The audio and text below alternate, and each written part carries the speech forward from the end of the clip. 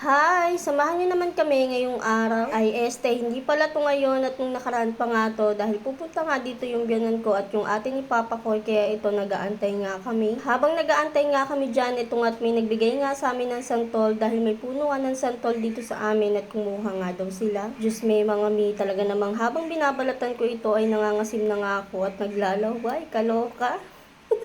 Kaya ayan, nung mabalatan ko na nga rin yung dalawang santol na binigay sa amin, itong at kinain na din namin. Pagkatapos nga namin kumain yan, ay lumabas nga yung dalawang bata. Tapos ako naman ay nandito sa may sala at nakahiga dahil sobrang init nga dito ngayon. Kaya ayan, nandito ako sa sala, imbis na sa kwarto nga. Maya-maya nga lang date, ay dumating na nga rin sila. At eto nga si Calis, ay tingnan nyo naman, ay tuwang-tuwa at nagtatatakbo na nga din kaagad yan. At eto nga ang biyanan ko at yung dating katrabaho nga niya ay nagkita nga rin dito. Pati nga itong nanay ko. Medyo malayo-layo na nga kami kaya bihira na nga lang din sila magkita-kita. At ayan si Calix, tignan nyo naman at pumunta pa nga dito sa bahay ng kuya ko at humiga-higa pa nga. Tawa nga ako ng tawa dyan dahil tignan nyo naman ay naghihiga talaga siya. Tapos nung pagkatapos niya humiga ay lumabas nga siya at nagdaro dito sa labas. Hindi nga rin siya naninibago at nagtatatakbo na nga rin sa labas. Safe naman dito dahil wala nga mga kotse na dumadaan at motor nga lang pero bihira nga lang din. Kaya pwedeng magtatatakbo nga yung mga bata dito at nung napagod na nga sila magtatatakbo, ito nga't pumasok nga sa may CR at naligo nga. Pinasok nga nila yung swimming pool dito sa loob ng CR at tingnan nyo naman ay nag-aagawan pa nga sa bidet. Habang naliligo nga sila dyan sa may CR, dito naman kami sa labas at kumakain dahil nagpaluto nga yung atin ni Papa Koy na corn beef na may itlog. Hindi pa din kasi sila nagtatanghalian yan kaya ayan, dito na nga lang din sila nagtanghalian at nagpaluto na nga lang din ng corn beef na may itlog. Syempre, habang kumakain nga kami dyan ay nagmamaritesan na nga din kami. Ngayon lang kasi sila nakapunta dito sa bagong bahay namin dahil malayo-layo na nga ito kumpara nga dun sa dati naming bahay. Kaya ayan, nagmamaritesan na nga lang din. Pati nga itong nanay ko ay tuwang-tuwa nga rin dahil yung biyanan ko ng babae ay lagi nga din niyang kausap kapag pumupunta dun sa dating bahay namin. Kaya dun nga sa nag-comment kung nasa na nga daw yung nanay namin dahil nga nakikita nga din niya sa video dun sa dating bahay namin ay nandito pa rin naman dun nga lang sa kabilang bahay at sa kuya ko nga. Kahit nga nandun siya sa kabilang bahay sa kuya ko ay sinisilip-silip ko nga rin at binabantayan ko pa din. Nung bandang alas 5 na nga ng hapon, eto nga't naisipan na nga nilang umuwi at sumama na nga rin kami dahil naka-tricycle naman sila at kasya naman kami kaya ito sumama na nga lang din kami at si ate kulit nga ay doon na nga lang din matutulog sa bahay ng ate ni Papa Koy. Kasi sa 27